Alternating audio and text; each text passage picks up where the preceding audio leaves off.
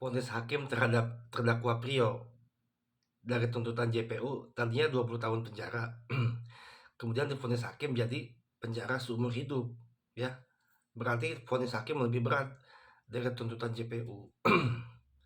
Prio nangis di ruang sidang. Gimana? Ada banyak poin yang dibacakan oleh hakim yang bisa membuktikan bahwa keterangan Prio ini banyak bohongnya, ya. Kejujuran Prio dipatahkan oleh bukti data saintifik, rekaman CCTV, dan itu dibacakan oleh hakim. Itu membuat bahwa Prio ini banyak kebohongan dalam keterangannya. Itu berdasarkan kesimpulan hakim. Satu aja ya contohnya. Keterangan Prio pukul 5 subuh disuruh ambil cangkul untuk menguburkan kelima korban. Pulang pergi lalu menguburkan. Itu nggak cukup waktunya kalau 10 menit. Karena jam 5 lewat 10 menit terekam CCTV hotel. Sudah saya jelaskan ya beberapa kali di video sebelumnya. Jadi keterangan Prio yang katanya jam 5 disuruh pulang ambil cangkul itu bohong. Hakim tidak percaya. Dan itu mematahkan kronologi sebelumnya, yaitu di pukul 02.46 yang katanya itu mengangkut jenazah Budi. Hakim pun tidak percaya karena hasil uji laboratorium forensik Mabes Polri mengatakan itu hanya terlihat sedang mengangkut suatu benda yang besar. Tidak ada kata jenazah, ya. Hakim pun meragukan TKP kedua itu. Oke. Makanya hukuman Prio jadi naik seumur hidup. Kesalahan Prio ini fatal, tidak konsisten. Di awal menyebut 4 nama, ya. Kemudian diubah keterangannya, semua dilimpahkan ke Ririn pelakunya, ya. Tetapi si Prio ini juga dituntut karena ikut membunuh bayi. Saya nggak setuju.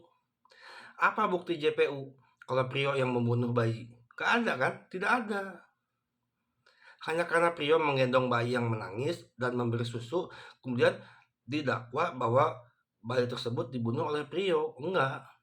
Saya masih tetap berkeyakinan pada keterangan Prio yang pertama. Bayi itu ditenggelamkan oleh Yoga ke dalam bak mandi, ya. Logikanya ya, masuk akal mana untuk motif?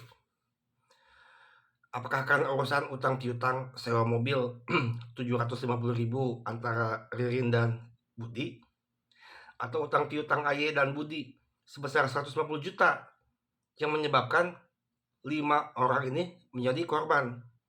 Ayo, masuk akal mana? Kita bicara motif loh. 750.000 itu sepele. Kalaupun itu benar, ya ada urusan itu dengan antara Budi dengan Ririn. Budi kan jualan sembako tiap hari, masih bisa nyicil sehari 100.000 ke Ririn.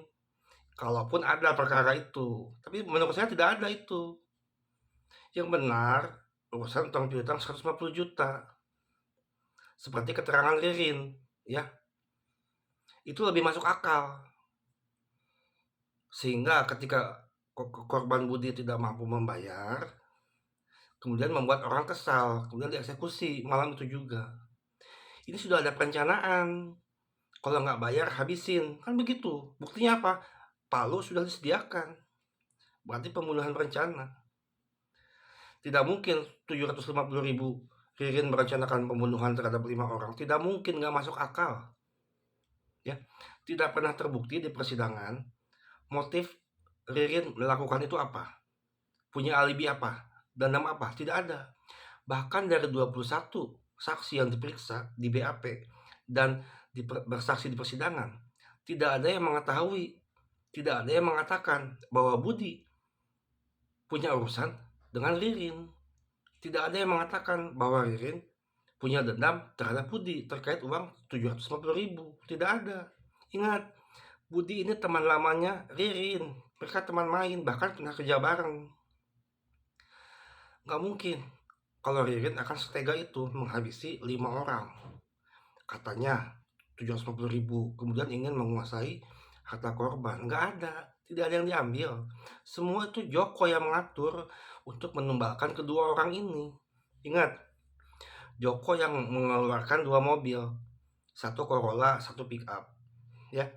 Itu diketahui oleh tukang sapu jalan yang malam itu mengatakan, "Subuh-subuh saya melihat ada aktivitas orang keluar masuk di rumah korban dan ada 2 mobil parkir di depan."